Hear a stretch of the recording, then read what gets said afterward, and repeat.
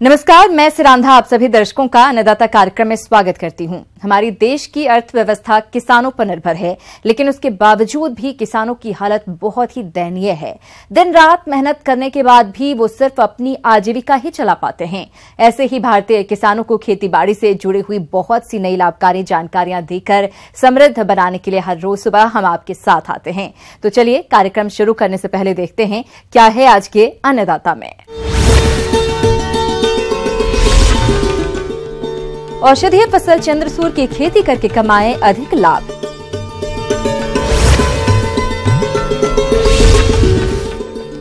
जाड़े के मौसम में मुर्गियों और उनके चूजों की सही देखरेख।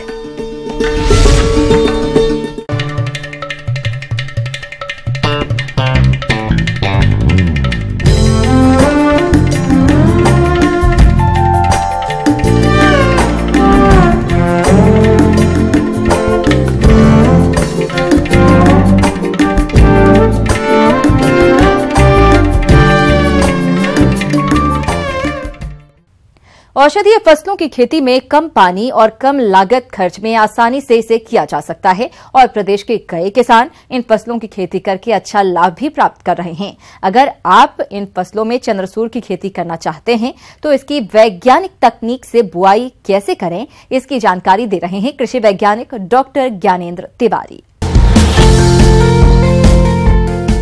कुछ औषधीय पौधे भी ऐसे हैं कि जिनकी खेती से आपको अच्छा खासा लाभ मिल सकता है, जैसे कि चंसूर, कलौंजी, इसबगोल। तो आज हम आपसे बात करेंगे कि चंसूर क्यों लगाएं। तो किसान भाइयों, चंसूर इसलिए लगाएं क्योंकि चंसूर के लिए पानी की आवश्यकता बहुत कम होती है। अगर आपके पास एक पानी भी है तो भी चंसूर हो जाता है। फसल बहुत कम दिनों की होती है, 100 से 110 दिनों की, तो उसमें आपका कम समय में फसल अच्छे से हो जाती है और कम पानी में भी हो जाती है। इसके अलावा अगर आप कहीं पर पानी भरा हुआ भी है और उसका पानी अब सूखने के कगार में है तो उसमें आप बिना जोते भी अगर उसमें आप चंसूर के बीज छिड़क देते हैं तो भी चंसूर हो जाती है। तो इसलिए आपको चंसूर लगाना है। तो हम आज आपको बताएंगे कि चंसूर को कैसे लगाना है। तो आपके जो भी खेत हैं, चाहे वो धान से खाली हुए हैं या पड़ती ज़मीन के खेत हैं और जिनमें आपको चंसूर लगाना है, तो सबसे पहले बात आती है इसके खेत की तैयारी। और उसके लिए आप इसको ज़मीन को अच्छे तरह से जोत के 2 बार उसको क्रॉस हैरोइंग करके और उसको मिट्टी को भुरभुरी बना लेते हैं और उसको एक बार बढ़िया उसका डेस्क चला के और उसको मिट्टी से मिला देते हैं। उसके बाद एक पतला सा पाटा चला के और हर 10-10 फीट पे गहरी जुताई करके और एक ड्रेनेज चैनल तैयार कर लेते हैं, जिससे आपका पानी जो एक्स्ट्रा हो उस नाली से बहकर और खेत से बाहर निकल जाए, ताकि आपके पौधों में वाटर लॉगिंग ना हो, जल लग्नता ना हो और आपके पौधे प्रभावित ना हों।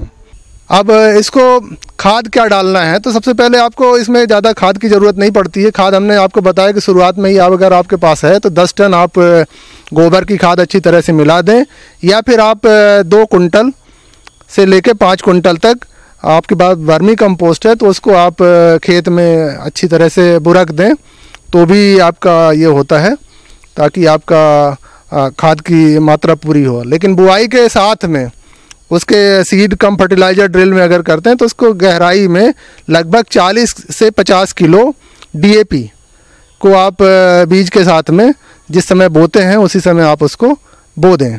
खाद और बीज का अलग, तो खाद गहराई में जाएगा और बीज ऊपर रहेगा, तो आपका इसके बाद आपका फर्टिलाइज़र अच्छा हो जाएगा और उसकी फर्टिलाइज़र का उपयोग अच्छे से कर पाएगा पौधा।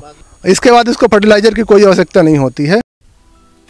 तो अब इसके बाद बारी आती है कि इसको बोना कैसे है और कितना उसका बीज दर है। तो इसकी बुवाई बहुत आसान है। इसके बीज छोटे छोटे थोड़े से लंबे से होते हैं और सरसों की फैमिली का पौधा है और इसके बीज में लुआब काफ़ी होता है। तो अगर उसको हम गीला करके उसका बीजोपचार करते हैं तो दिक्कत होती है, तो उसको हम सूखी बेबिस्टिन लेके और उसकी सूखे उसमें रगड़ देते हैं बढ़िया, और मिलाने के बाद फिर वो बोने के लिए तैयार हो जाता है। अब इसकी बीज दर 5 से 6 किलो प्रति हेक्टर के मान से आप इसको बोते हैं। इसको आप सीड ड्रिल को ऊंचा करके भी इसको बो सकते हैं और सामान्य रूप से उसको सीधे फेंक कर भी बो सकते हैं। बस बोते समय सीड ड्रिल में भी अगर बोते हैं तो 1 सेंटीमीटर ज़्यादा उसकी गहराई बीज की नहीं होनी चाहिए, अन्यथा बीज छोटा होता है तो उसके जर्मिनेशन में दिक्कत होगी। इसका बीज चूँकि इसमें तेल होता है तो इसका जर्मिनेशन बहुत बढ़िया होता है, और बीज अगर आपका अच्छा है तो उसका जर्मिनेशन 100% तक होता है। उसके तुरंत बाद इसको पानी की आवश्यकता पड़ती है, तो स्प्रिंकलर चलाकर और इसको आप पानी दे दें तो आपका बीज 3 से 4 दिन के अंदर अच्छा बढ़िया जर्मिनेट हो जाएगा। इसके बाद अगर आपको लगता है कि बीज काफ़ी घना हो गया है तो आपको उसकी छनाई कर दें।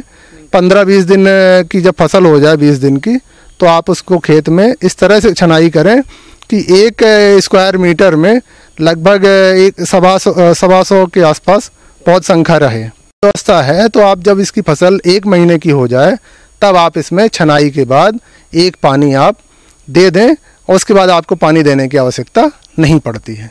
खरपतवार, अब रबी की फसल है तो इसमें खरपतवार की ज़्यादा नहीं उगते हैं, फिर भी अगर लगता है तो 30 दिन के, जब 25 से 30 दिन की फसल होती है, पानी देने के पहले आप एक बार लाइन से आपने लगाया है तो आप हैंड हो से आपका उसका जो भी खरपतवार है वो खत्म हो जाएंगे। किसान भाइयों, कभी कभी चंद्रसूर की फसल को कीट और रोग भी नुकसान पहुंचाते हैं, तो आप इनकी पहचान कर नियंत्रण कैसे करें, इसकी जानकारी कुछ इस प्रकार से है। रोगों का इसमें कोई प्रभाव नहीं होता है। रोग का प्रभाव इसकी सीडलिंग स्टेज में होता है। जैसे पाउडरी, अगर आपने इसको लेट लगाया दिसंबर के बाद तो पाउडरी का अटैक होता है, और अदरवाइज अगर आपने नवंबर में उसको लगा दिया है, इस समय आपने लगा दिया है, तो फरवरी तक में तो वो मैच्योर हो जाती है, तो पाउडरी का अटैक नहीं हो पाता है। सल्फर का एप्लीकेशन करते हैं या बेविस्टिन को 2 ग्राम प्रति लीटर के हिसाब से घोल बना के और उसमें स्प्रे कर देते हैं, तो आपके पाउडरी मिल्ड्यू का अटैक खत्म हो जाता है। कीड़े नहीं लगते हैं। एफिड का सरसों के टाइम में थोड़ी बहुत एफिड का अटैक होता है, लेकिन वो बहुत ज़्यादा नहीं होता है। क्लोरपायरीफास का भी छिड़काव कर सकते हैं, और भी जो उस समय के जो भी वो चल रहे हैं इंसेक्टिसाइड, उनको डाल सकते हैं। इसकी अनुमानित उपज 15 से 18 कुंटल प्रति हेक्टर के मान से अनुमानित उपज है। आपने अगर उसमें 1-2 पानी दे दिए हैं तो, और इस हिसाब से अगर आपने उसको किया है, अगर आप सूखे में भी किया है तो भी आपको 8 से 10 कुंटल प्रति हेक्टर आपकी इसकी उपज मिल जाती है। बीज की सारी मंडियों में बिकता है, और इसका रेट भी अच्छा मिलता है। तब आप मिनिमम ये मान के चलें कि 40-50 से लेके 80-90 रुपए प्रति किलो के हिसाब से इसका जो मार्केट का अनुमान है। चलिए अब रुख करते हैं अगली कड़ी की ओर।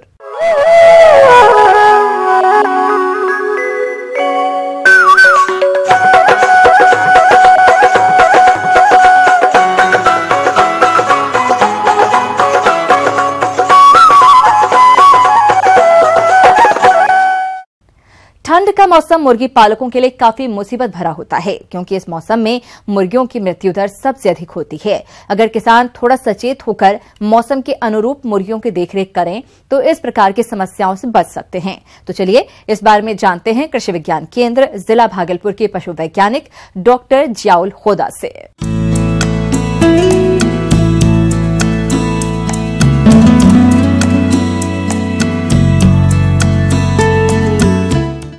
ठंडे के दिनों में मुर्गियों की आपको विशेष देखभाल करनी होगी, और उसमें सर्वप्रथम जब आप चूजा लाते हैं उस दिन से उसकी देखभाल शुरू हो जाती है।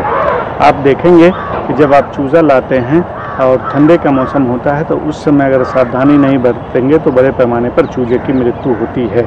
सर्वप्रथम आप सुनिश्चित कर ले चूजा लाने से पहले चूजे के घर को, जिसको हम लोग ब्रूडिंग कहते हैं, उसका तापमान कम से कम आप 37 डिग्री सेंटीग्रेड के आसपास कर लें, जिससे कि उसको और चूजा लाने के 1 दिन से पहले उस रूम को इतना तापमान में आप बनाए रखें, और उसके बाद चूजों को वहाँ रखें। बेहतर होगा कि आप जो लीटर मटेरियल, जो लकड़ी का बुरादा इस्तेमाल करते हैं, थोड़ा मोटा इस्तेमाल करें। इससे भी मुर्गी के बच्चों को गर्मी मिलती है और ठंडों से काफ़ी बचाव होता है।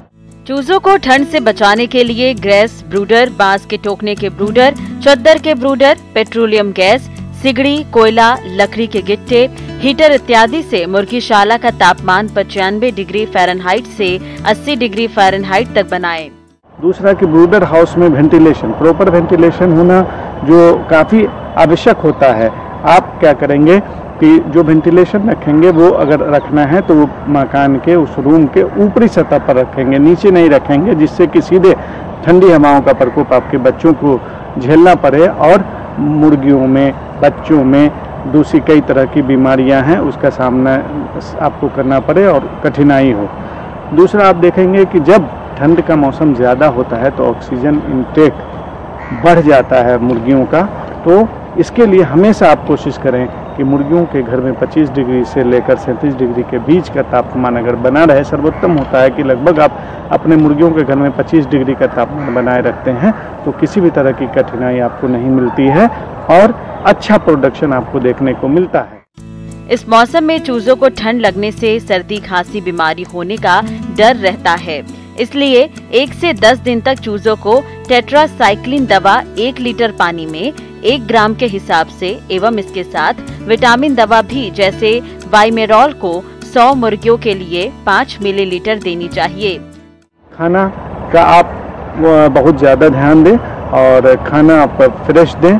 सेलेनियम और विटामिन ई निश्चित रूप से 1 सप्ताह के अंदर 1 चुटकी 5 ग्राम प्रति 50 मुर्गी की दर से देना बिल्कुल ना भूलें अपने मुर्गियों को। हमारी बहुत सारी ऐसी ड्रग्स हैं जो स्ट्रेस फ्री हैं, हमारे मल्टीविटामिन्स हैं।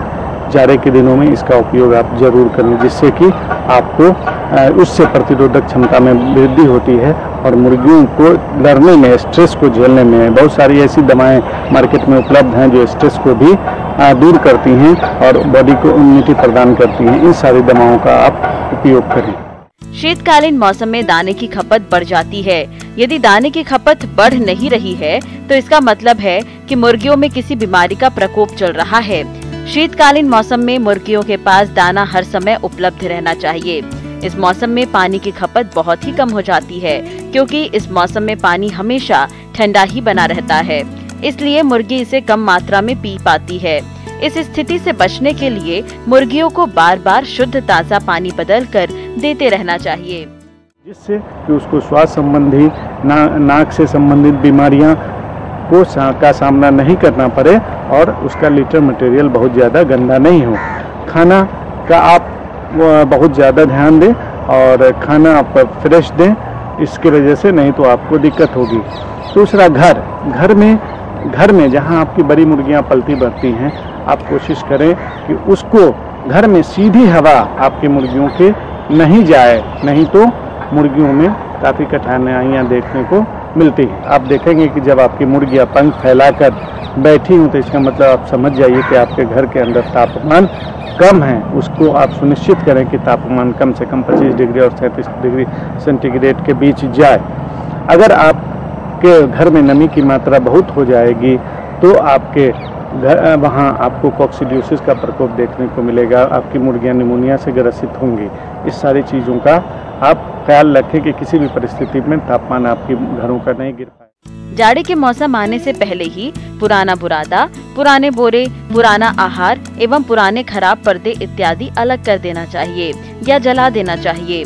वर्षा का पानी यदि आवास के आसपास इकट्ठा हो तो ऐसे में पानी को निकाल देना चाहिए और उस जगह पर ब्लीचिंग पाउडर या चूना का बुरकाव कर देना चाहिए। बढ़ते हैं अगली प्रस्तुति की ओर।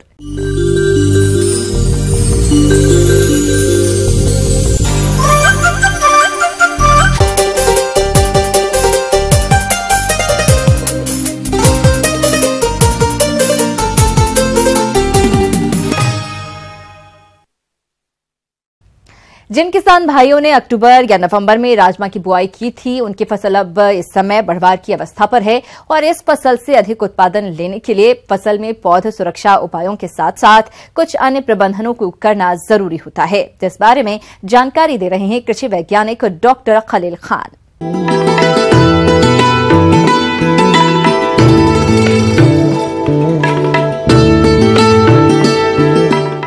किसान भाइयों, जैसा कि जानते हैं कि राजमा मानव शरीर के लिए बड़ा ही लाभकारी है।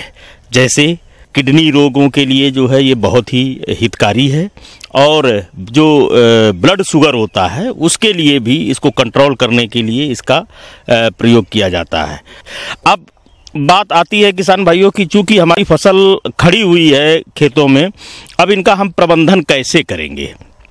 तो बात आती है साथियों कि हम जो ये हमारी फसल है इसमें जो खरपतवार होते हैं, खरपतवारों का प्रबंधन कैसे किया जाए। खरपतवार चूंकि किसान भाइयों फसल को बहुत ज़्यादा प्रतिस्पर्धा फसल से करते हैं, तो इसको कंट्रोल करने के लिए बड़ा, चूंकि जो पोषक तत्व होते हैं जो हमारी फसल को लेना चाहिए वो ये सारे खरपतवार ले जाते हैं। तो इसमें चौड़ी पत्ती और सकरी पत्ती दोनों ही प्रकार के खरपतवार लगते हैं। तो किसान भाई अगर आ रहे हैं खरपतवार तो खुरपी की सहायता से, खासतौर से इसमें जो है ना खुरपी की सहायता से किसान भाई अगर हमारे जो है इसको नियंत्रित करेंगे तो ये जो है बहुत ही हितकारी होगा और लाभकारी हमारी फसल को होगा। तो खुरपी से फसल की निराई करने से एक लाभ ये होता है कि जब हम खुरपी से निराई करते हैं तो जो वायु संचार होता है इसका संचार बढ़ जाता है, जिससे कि हमारी रूट्स जो हैं, जो हमारी जड़ें हैं, ये जो है एरेशन का काम करती हैं और साथ ही जो पोषक तत्व हैं और पानी दोनों का ही जो है सदुपयोग कायदे से हमारी फसलें कर लेती हैं। किसान भाइयों, किसी भी फसल में सिंचाई का एक अहम योगदान होता है। फसल में सिंचाई की कमी होने पर उत्पादन पर बुरा असर पड़ता है। तो इसलिए राजमा की फसल में सिंचाई किस प्रकार से करें, आइए जानते हैं। पहली सिंचाई साथियों, जैसे ही हम बुआई कर देते हैं उसके ठीक 25 दिन बाद इसकी एक सिंचाई कर देनी चाहिए। दूसरी सिंचाई साथियों इसकी बुआई के 50 दिन बाद, और तीसरी जो है 75 दिन बाद, और चौथी जो है सिंचाई वो 100 दिन पर होनी चाहिए। किसान भाइयों, इस मौसम में अगर साथियों अगर कहीं बारिश हो जाती है तो किसान भाई वो जो सिंचाइयाँ दे रहे हैं उनकी मात्रा कम कर दें। साथ ही साथियों सिंचाई इसमें जो है हल्की करना चाहिए और शाम के समय इसकी सिंचाई ज़्यादा लाभकारी रहती है। इसके बाद साथियों आता है उर्वरक प्रबंधन की बात आती है। तो चूंकि ये फसल में हमारे जो है तो दलहनी फसल, लेकिन इसमें गांठें नहीं होती हैं, चूंकि नोडुल्स नहीं होता है, इसलिए इसमें जो नत्रजन की मात्रा है वो सामान्य फसलों की तरीके से प्रयोग करते हैं, जैसे 120 किलोग्राम नाइट्रोजन, 60 किलोग्राम फास्फोरस। तो ज़्यादातर हमारे किसान भाई इसका प्रयोग कर चुके होंगे। तो नत्रजन का जो है वो बुआई के समय आधे ही प्रयोग कर चुके होंगे। और दूसरी जो है वो जो हमारी जैसे ही हमारी निराई गुड़ाई हो जाए, किसान भाई पहली सिंचाई के बाद इसमें जो है उर्वरक शेष मात्रा में उसका छिड़काव कर दें। इसके बाद बात आती है साथियों इसमें फसल सुरक्षा हम कैसे करें। फसल सुरक्षा में खासतौर से साथियों रोग और कीड़े आते हैं। इसमें साथियों एक रोग जो बहुतायत से आता है, एंथ्रेक्नोज आता है, और वो पत्तियों पर लगता है जो कि पीला पीला कलर का हो जाता है। इसके लिए कोई भी साथियों जो हमारा फंजीसाइड होता है, फफूंदीनाशक, जैसे डाइथेनम 45, इसको जो है 1 ग्राम मात्रा प्रति लीटर पानी के हिसाब से इसका छिड़काव कर देना चाहिए, जिससे कि इस प्रकार की जो रोग आते हैं वो रोग नियंत्रित हो जाएंगे। इसके बाद साथियों जहाँ तक बात है कीट की, तो इसमें जो है एक साथियों कीड़ा आता लगता है जिसको पॉट बोरर कहते हैं।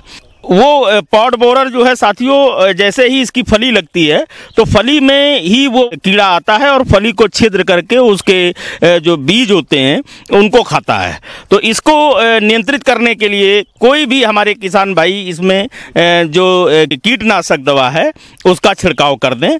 इस प्रकार से अगर हमारे किसान भाई सारी फसलों प्रबंधन करेंगे हमारी राजमा की अपनी फसल का, तो औसत मात्रा इसका जो है, वैसे तो मिट्टी के आधार पर हमारे किसान भाई उपज लेते हैं, लेकिन जो औसत उपज है वो 10 से 12 कुंतल प्रति हेक्टेयर क्षेत्रफल में इसका उपज प्राप्त कर सकते हैं।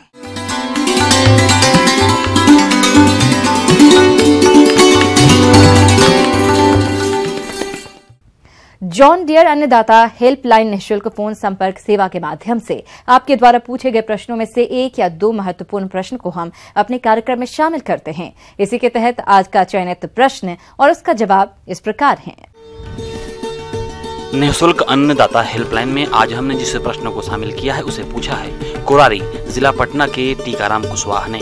आपने पराली के प्रबंधन पर जानकारी चाहिए है, तो इसके लिए देखिए कार्यक्रम का यह अंश।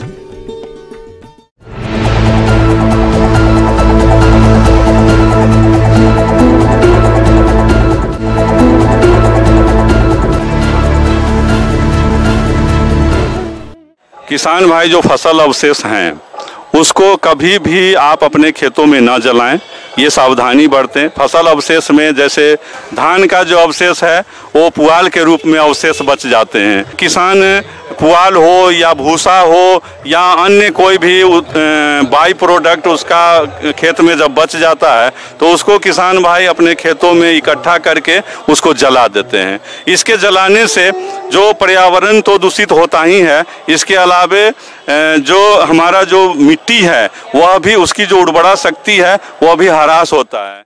पराली जलाने से उठने वाला धुआं सांसों में जहर घोल रहा है, हवा में कार्बन डाइऑक्साइड घुल रहा है। इससे हवा जहरीली होती जा रही है, जो कि सभी प्राणियों के स्वास्थ्य के लिए घातक है। यही नहीं, खेतों में पराली जलाने से खेत की मिट्टी का तापमान बढ़ जाता है। इससे खेतों की उर्वरा शक्ति बढ़ाने वाले कई जीव मर जाते हैं। इसके साथ ही मिट्टी में पाए जाने वाले कई सूक्ष्म तत्व ऐसे हैं जो अधिक तापमान पर जल जाते हैं। इस तरीके से खेत की उर्वरा शक्ति भी कमजोर होती जा रही है। तीसरा चीज है कि उसका जो जल धारण क्षमता है, आज जो मॉइस्चर खत्म हो जाता है खेत में, बहुत जल्द मॉइस्चर खत्म हो जाता है। तो इस प्रकार से जो किसान हैं, हम किसान से अनुरोध करेंगे कि आप कोई भी फसल अवशेष आप खेतों में न जलाएं। अपने जो उत्पाद हैं उसको आप संरक्षित करें। संरक्षित करने के बाद इसको आप वर्मी कंपोस्ट के रूप में इसका उपयोग करें। इसको जो हमारा जो भूसा है या जो पुआल है, इसका जो कतरन है, इसको काट कर आप एक जगह इकट्ठा करें और इससे आप कंपोस्ट बनाएं। कंपोस्ट बनाने के उपरांत आप इसका उपयोग अपने खेतों में करें। धान की कटाई करने के बाद 2% यूरिया का घोल बनाकर अगर किसान छिड़काव कर देते हैं तो ये धान के ठूठ 15 से 20 दिन में गल जाएंगे। इसके अलावा CSSRI लखनऊ के वैज्ञानिक डॉक्टर संजय अरोरा ने एक ऐसे जीवाणु की खोज की है जो लगभग 20 दिन में इन अवशेषों को डिकम्पोज करके नष्ट कर देता है। ये जीवाणु तरल अवस्था में होता है, जिसे पानी के साथ मिलाकर पूरे खेत में छिड़काव कर देते हैं। लगभग 20 दिन बाद ये सड़कर डिकम्पोज हो जाता है। ये किसान भाई वैसे खेत में जहाँ फसल अवशेष रहता है तो उसकी एक जुताई कर लें। यदि जुताई में कोई कठिनाई होती है तो आप जीरो टिलेज मशीन का उपयोग करके फसल की बुआई करें, जिससे कि आपका जो फसल अवशेष है वो मिट्टी में ही संधारित होगा। तो आपका जो जीवाणु है, आपका जो जल धारण क्षमता है, आपका जो खेत का जो मृदा संरचना है, उसमें सुधार होगा और आप अधिक से अधिक उत्पादन प्राप्त करेंगे। अब आइए देखते हैं कल दिखाए जाने वाले कार्यक्रम की मुख्य झलकियां। भरपूर पैदावार के लिए कैसे करें आम के बागों का सही प्रबंधन।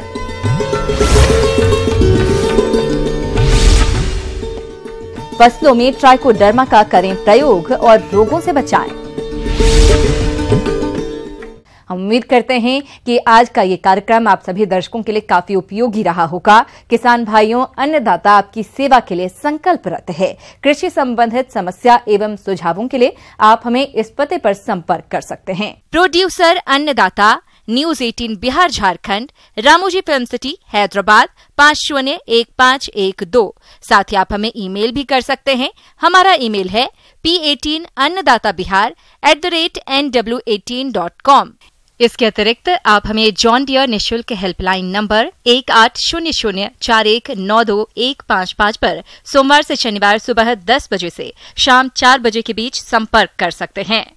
किसान भाइयों, अब समय हो रहा है आपसे विदा लेने का, तो हमारी पूरी अन्नदाता टीम को दीजिए इजाजत। कल फिर आपसे मुलाकात होगी कृषि संबंधित कुछ और महत्वपूर्ण जानकारियों के साथ।